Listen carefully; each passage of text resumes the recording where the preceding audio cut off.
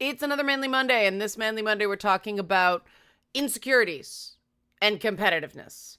And I'm not saying male insecurities because everyone has insecurities. They are individual insecurities. They are not branded male.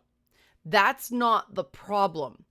It's the way men and boys are socialized in society to see insecurities as weakness instead of something everybody has and that are valid. Yes, they're things to work on, but they're still valid.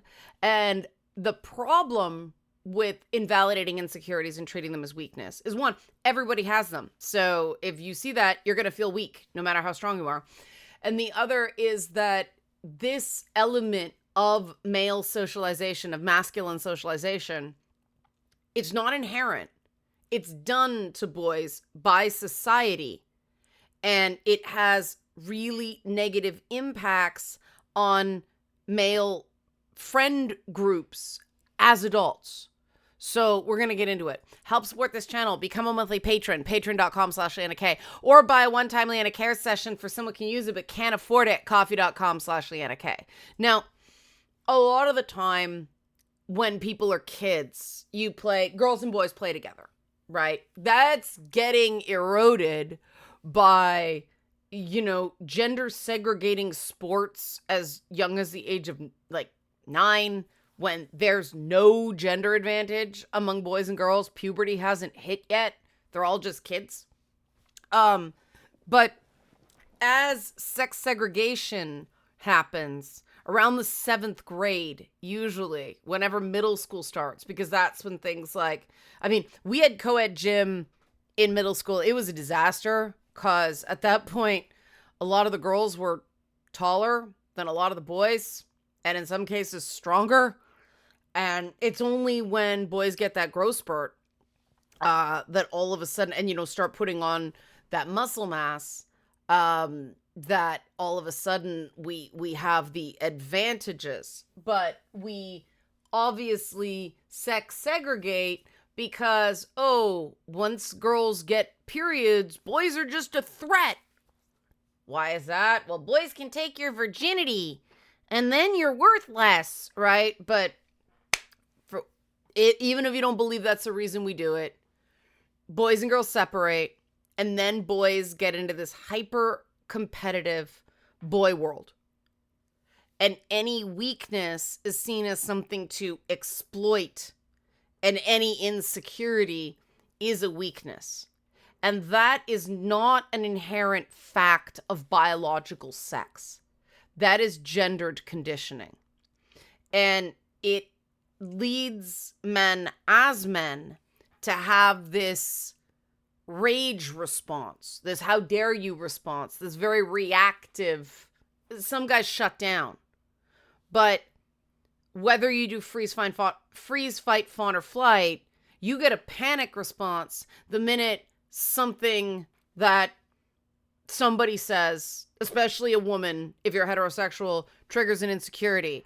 And a guy was brave enough to explain this to me last week, and it made the utter toxic garbage, toxic Avenger, toxic waste. I mean, not, the toxic thing, but just steaming pile of dog shit comment section makes sense.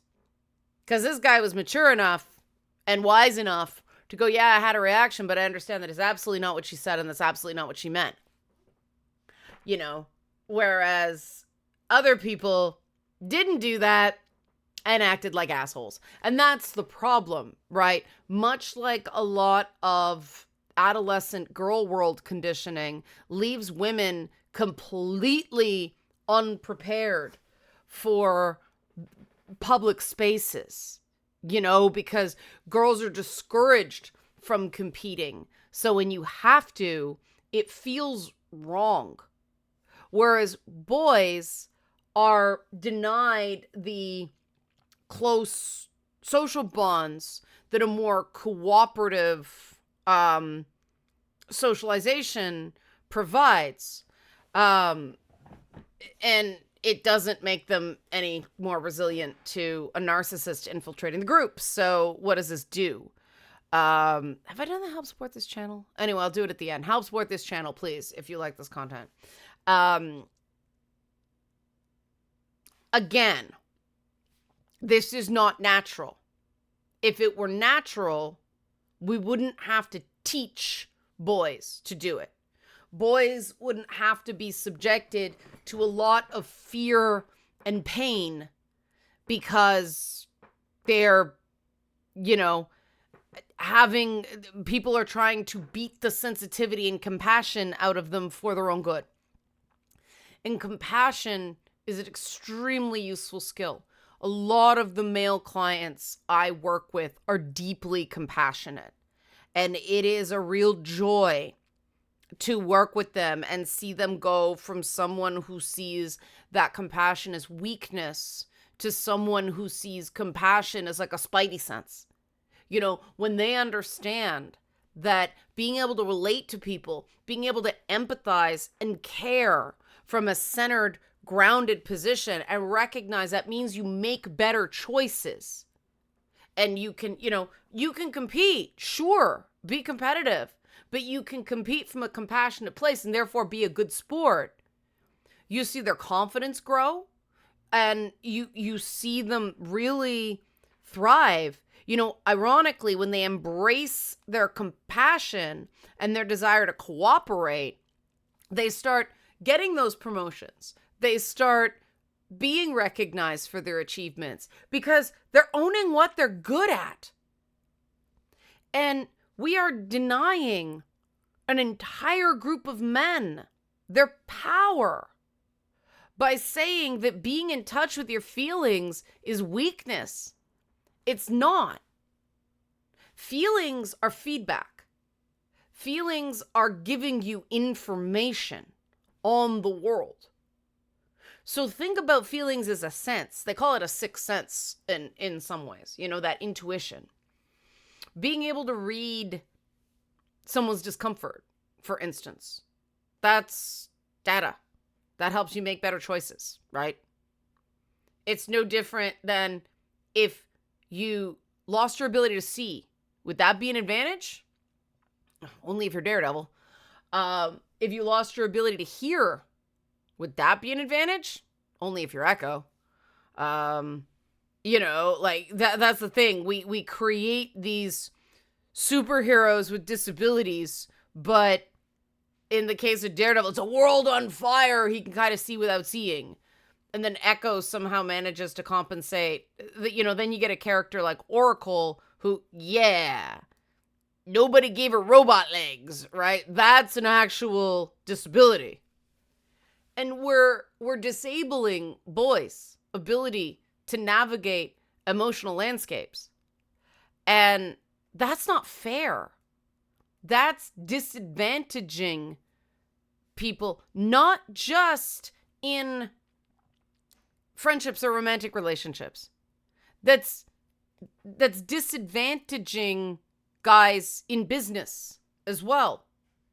Because a lot of decisions, especially a lot of decisions involving money, are made emotionally. We like to think they're logical, but they're really not. People have a feeling and then put together a story to justify it. If you can't connect to people's emotions, you're not going to be very good with those appeals. If you can empathize and understand where someone's coming from, and then put together an appeal that is a win-win, then now you got something. Now you got the power to persuade. Now you're going to be an effective speaker. Now you're going to be a leader that, can lead from respect instead of fear. And nobody really respects a bully. You may fear a bully, but nobody respects a bully, which is why a bully is ultimately eventually overthrown, gets his comeuppance. That's why that story's satisfying, right? Because it's not the same as somebody who might be tough but fair and then does for people. Boss might yell, be loud, but he gives his employees really great Christmas bonuses, and, you know, someone does a good job, they promote them, they go down, they ask questions. That's somebody that is flawed but fair, as opposed to a bully. And also, when men are not allowed compassion, it's beaten out of them. They don't have compassion for themselves either, which leads to men neglecting their physical, mental, and emotional health. They tell themselves very, very unproductive stories about themselves. They speak with themselves harshly, not in a way that, you know, I describe it as, you know the line from Rocky? People go, "Get up, you lousy bum," you know, Mickey. But that's not the whole quote. It's, "Get up, you lousy bum, because Mickey loves you." And the Mickey loves you is the part that, because Rocky's all about his heart, right? He's the one who says it's not how hard you hit, it's how hard you get hit and you keep going. That's how you win. That is acknowledging you're going to get hit, you're going to get hurt, you're going to fall down, you'll get back up. It's a metaphor for resilience. And that's why Rocky is one of the greatest movies. I mean, okay, there's some not good movies in the series, but like Rocky 2, classics, Rocky 3, yeah, okay, still defend, Rocky 4, not so much, Rocky 5, we pretend that didn't exist, Rocky Balboa, good movie, you know, and then we get into Creed. I love the Rocky series. Even the shit films I will watch. I recognize they are not good, but they are part of Rocky, so I like it. But the original Rocky, I could watch that movie every day and not get tired of it. Because it really is, you know, it's not just the ring. It's the relationship with Adrian. And the fact that he starts the film as like a debt collector. So he's roughing people up and he doesn't really like it, you know? And Rocky is a movie about a guy with limited choices and a lot of heart. And he's really good at getting punched in the head. I relate a little bit. You know? So, yeah. Mr. T was in Rocky 3. Come on, that's amazing, right? Like Mr. T. Everything's cooler with Mr. T. But there is a lot of heart in Rocky, and there's a lot of vulnerability because, you know, he's always saying, I don't know, I don't talk good. You know, like he's got this sort of simple, he's not smart. Apollo Creed's smart, but Apollo Creed was self-destructive.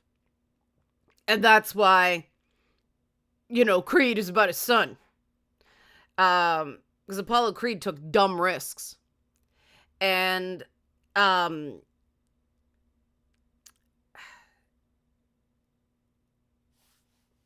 if we look at that, because the problem is when we get into therapy, a lot of language is highly feminized.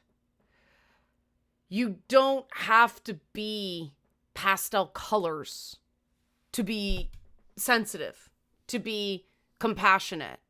You know, I'll usually use the term compassionate instead of sensitive with men because it's more accurate.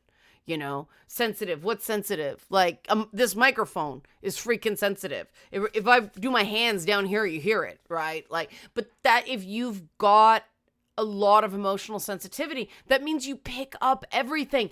That's like Daredevil's hearing, right? That's a superpower, but we don't treat it that way. You know, we treat it as a weakness. It's like that, you know, certain mutations are awesome and you get to join the X-Men. Then you got the Beak who just has a weird face. But didn't he turn out to be like, he's very charming or he's like charismatic? That's his actual like good mutant power. But yeah, it's like, can you imagine being in the world of the X-Men, like being in the MCU and being one of those shit mutants who just like had a bird nose and that's it? You had no good powers. Like that's how most guys feel about their feelings. And it's not true. We see extra intelligence, being able to problem solve as being positive, but we don't see emotional awareness as an equally like high wisdom score. And being aware of your emotions, including your sensitivities, including your vulnerabilities, it does up your whiz. It also increases your fortitude, okay?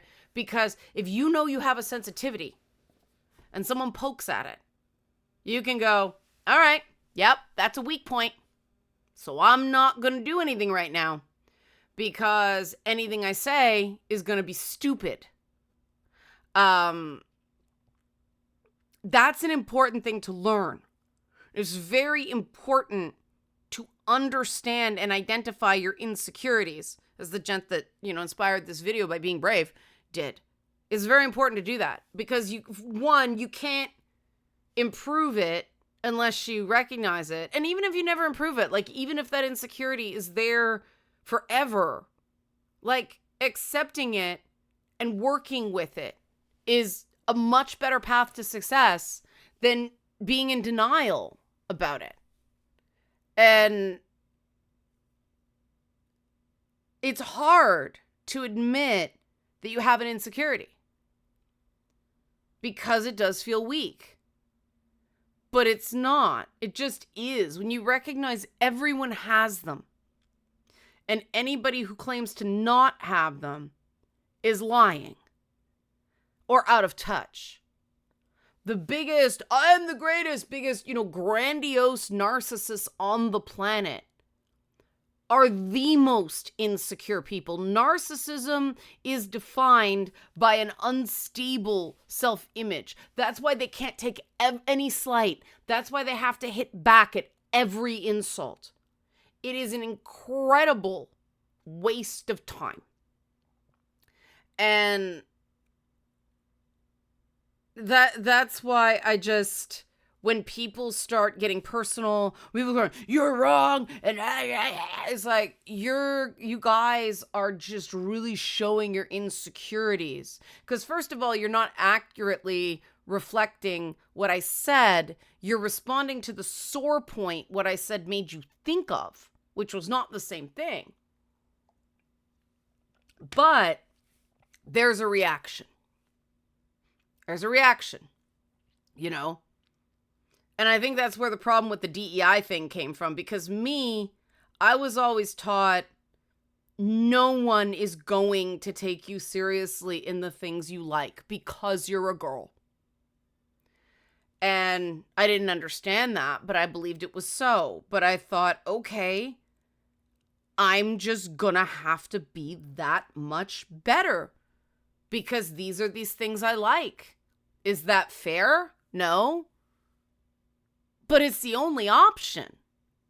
And this is what I don't understand about the way they teach these things. Like, yes, if you're like lacking privilege, then, that's the reality. You are going to have to catch up. You are going to have to get good. You are going to have to be better. I had to be better than any male games journalist out there to be treated as half as good. And I didn't quite make it. There are some very good male games journalists out there. But in terms of games analysis, there are very few people who can do the analysis that I can do, especially on gender in gaming.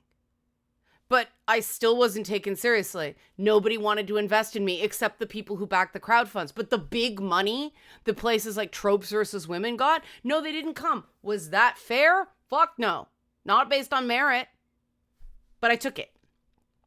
Right? I took it. Because what choice do you have? And is that a sore point? Sure. Am I a little bit bitter at that? Yeah, it's not fair. Everybody wanted me to just be the anti-Anita, and I didn't want to be that out of respect from her. Because that's just the stupid catfight thing. And I didn't want to be the anti-Anita. I wanted to be Leanna. Now, gaming wouldn't let me. And there's nothing I can do about that. But does that make me insecure about my knowledge? No, I'm secure there. Other things that I realize are more subjective, I'm less secure about, right? I certainly wouldn't enter a beauty contest, right? And that's the thing. Like, I don't terribly care that people don't find me attractive. Thank you to those who do. But still, I don't care. It's not relevant to me. Other things, when people, I'm not going to say what, but I know what my insecurities are. I know the things that really hurt. And there are some people out there who know me well enough, and we had a falling out, and they knew what they were, and they pushed every button.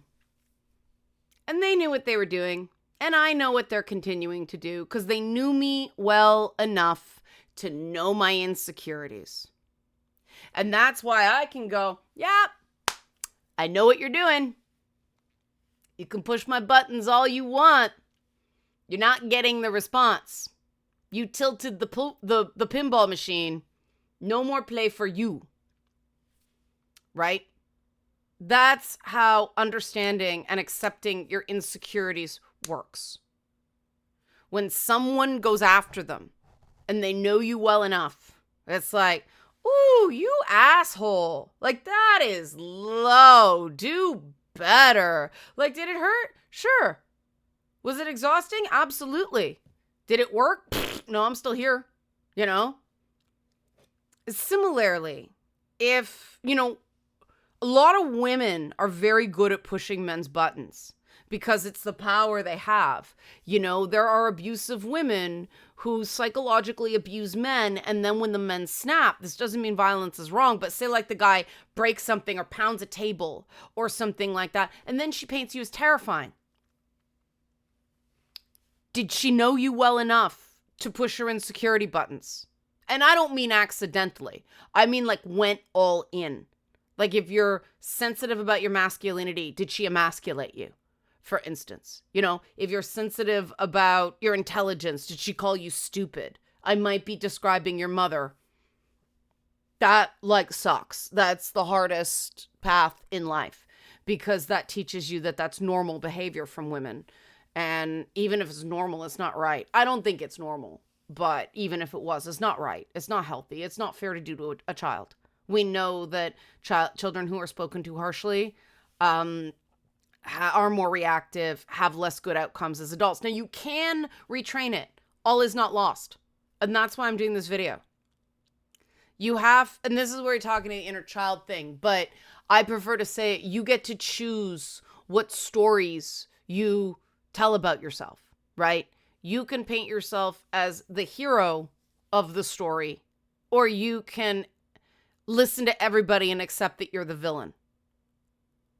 The difference between heroes and villains, especially in comic books, is what their damage inspires them to do. Do they go out and help people because Uncle Ben got killed? Or, do they pull a Mr. Freeze and, your wife got a disease, so you go and hurt people and rob banks? You get what I mean? Everyone in comics has some sort of pain. Thor got kicked out of Asgard. Apologies to the Norse. That's your religion. Sucks, man. I feel you.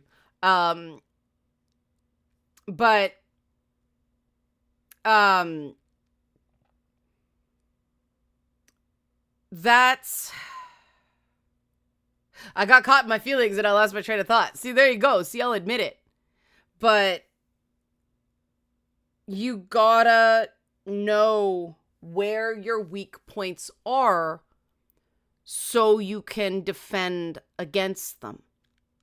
If you don't know where they are, if you're in denial, you're leaving that weak flank open. I remember they're going to say, what do you do now? Right, too close. You got to talk to yourself the way you talk to a good friend. And if you'd say to a friend, yeah, you're stupid, toughen up, you're not a bad friend. What you did was understandable. It's totally cool to have feelings. You just, you can't blow up. You gotta just accept it, realize you're compromised, not do anything for a moment, breathe through it, right? Don't leave that irrational YouTube comment. Because what you're doing when you leave those angry typing comments is you're telling me and the entire internet what your insecurities are. And that whole DEI thing, my blind spot there was me going, okay, people said I couldn't do things because I was a girl. And I decided to do them anyway, even knowing it was hard. And so I can't relate to people who are, well, I'm a white man, so nobody's going to give me an opportunity because of DEI, and quitting. Or getting bitter about it. I cannot relate to that because I wouldn't allow myself. I had moments where I got angry and frustrated, sure. That's why I push back against the pop feminism and the radical feminism, because I think it does induce inertness. It discourages girls and women, especially Black and brown girls and women, from trying, because here's all the reasons you can't do it. It's like, here's all the reasons it's going to be harder, but try anyway. There's something in that. And okay, recognize it's probably going to be harder. Do it anyway. And yeah, have I lost a lot of opportunities because I'm a white woman and they wanted the token hire Black transgender lesbian? Sure. But was that really a lost opportunity? Because if all they wanted was a token, well, they're setting that poor woman up to fail. I don't want to work for that fucking company. You see how you can reframe it? Go, okay, why am I insecure about this? Well, because I feel like I'm being denied opportunities. But are they really opportunities? Well, I need money to live. Sure. But we all do. And I'll fight with you against unethical corporate practices. I'll fight with you against anti-consumer practices. But we gotta have a fight on points. We gotta have a fight on the merits. If you come in here swinging wildly with no defense because you're just flailing in your insecurity, Rocky gonna take a few easy punches, tire you out, and then do the big finish, right? Because he knows how to get hit and get back up. That's how you win. That's the wisdom of Rocky. Rocky knew what he was good at and what he wasn't good at. And that's why it was so charming. It was like, oh, I don't talk good, right? And it's very important to not deny your insecurities. It doesn't mean they're weaknesses. You can be exceptionally good at something and still be insecure about it. That's where imposter syndrome comes from. But if you feel like, I kind of think I'm good at this, but I don't feel like I'm good enough, that's when you reach out to someone like me or a therapist or a coach, or I'm a coach. I do like artist mentoring, peer counseling, coaching. There's 3. That's why it's just Leanna Cares. But that's what professionals like me are for. That's what your friends are for. If you don't trust your friends to open up, are they really your friends? Or are they just acquaintances that you do stuff with? At some point, yeah, people you trust can hurt you. That's why I talked in this video about people who knew me well enough to hit my insecurities. I trusted them. Was I stupid for trusting them? No, I gave them a chance. That's precious. The fact that they squandered that, they chose being terrible and a lack of impulse control over me, it's not on me. And I'm resilient enough to withstand the cheap shots. Sure, I have my insecurities, but I'm kind of secure in having insecurities, right? And I used to do that. No, it's weakness. No, just get angry, just roar. And that's, the whole Kratos thing that these fuckers went after. They sent me nasty messages mocking my affinity with Kratos. And that just shows how not cool they are, because freaking Kratos is awesome, and shitting on something that gave someone the hope to overcome PTSD. Wow, you showed your colors there, you insecure person. If you don't embrace your insecurities, if you don't accept them, you show them with every cheap shot you take, because you're lashing out with a weak ass best defense is a strong offense approach. That's not true. Offense is offense. Defense is defense. If all you're doing is offense, well, you're causing offense. But your ass is hanging out, man. Insecurities aren't weakness.